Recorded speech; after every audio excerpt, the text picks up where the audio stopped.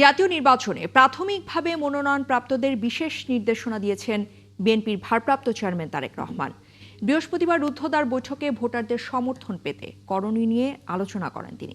আর আগামীর বাংলাদেশ করতে জনসম্পৃক্ত ৮ দফার প্রচার বাড়ানোর নির্দেশনাও দেওয়া হয়েছে প্রার্থীদের, আর প্রত্যাশা পূরণের প্রতিশ্রুতিও দিয়েছেন তারা। শফিকুল হকের প্রতিবেদন। মা, পিম্পল 5 দিনেই চলে যাবে। যাবে না মা। যাক, নিমের 5 অংশের পাওয়ারে 5 দিনেই দূর হবে পিম্পল। হিমালয়া পিউরিফাইং নিম ফেস ওয়াশ। দীর্ঘ 1.5 দশক পর বিএনপির ভারপ্রাপ্ত চেয়ারম্যান তারেক রহমানের দেশে প্রত্যাবর্তন আর আসন্ন জাতীয় সংসদ নির্বাচনকে ঘিরে উৎসবের আমেজ দলটির গুলশান কার্যালয়ে। ত্রয়োদশ সংসদ নির্বাচন ঘিরে একদিকে ভোটের মাঠে চলছে জোর তৎপরতা, অন্যদিকে সম্ভাব্য প্রার্থীদের নিয়ে ধারাবাহিক বৈঠক। সব দিক সামলেই মসনদে ফেরার লড়াইয়ে নিজেদের প্রস্তুত করছে দলটি। প্রার্থীদের ডেকে বিশেষ নির্দেশনা দিয়েছেন দলের হাইকমান্ড।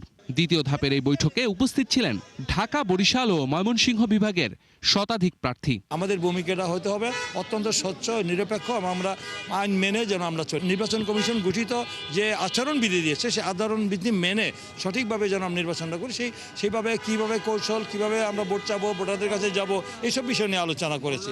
প্রতিশ্রুতি আমাদের চেয়ারম্যান সাহেব দিয়েছেন এবং আমরা যদি ক্ষমতায় যেতে পারি ইনশাল্লাহ আমরা এগুলো বাস্তবায়ন করার চেষ্টা করব। এগুলো জনগণের কাছে পৌঁছে দিতে বলছেন আর কি। আপনারা দাঁড়ে দাঁড়ে না গিয়ে তো পৌঁছাতে পারবেন না, যেহেতু ইলেকশন কমিশনের যে আইনটা হয়েছে বর্তমানে, সেই আইন অনুযায়ী আমরা মিটিং মিছিল করে বলতে পারবো না। সো আমাদেরকে বাড়ি গিয়েই বলতে হবে। দেশে ফেরার আগে নির্বাচন সংক্রান্ত যাবতীয় কার্যক্রম গুছিয়ে নেয়ার প্রক্রিয়ার অংশ হিসেবেই এই বৈঠক। প্রার্থীদেরকে কি বললেন তারেক রহমান? চেয়ারম্যান সাহেব বলেছেন যে একটি সুষ্ঠু নির্বাচনের জন্য যা যা করণীয় তোমরা অবশ্যই করো। কোনোভাবে নির্বাচন কমিশনের আইন কানুনের বিরুদ্ধে কোনোভাবে কিছু করা যাবে না এবং ওনারা যে নিয়মকানুন অনুযায়ী চলে আমাদের সেভাবে চলতে হবে। একটা জায়গায় পোস্টার ফেস্টনের ব্যাপারের জন্য আমরা সজাগ থাকি যে আমাদের নিয়ম কোনোভাবে ভঙ্গ না হয়, আইন যাতে কোনোভাবে ভঙ্গ না হয়। মূল কথাটা ছিল আপনাদের নমিনেশন দিয়েছি, আপনারা বিজয়ের জন্য সকলে ঐক্যবদ্ধভাবে ধানের শীষের পক্ষে কাজ করবেন। ক্যান্ডিডেটদের কাছে এটাই হলো ওনার মেসেজ।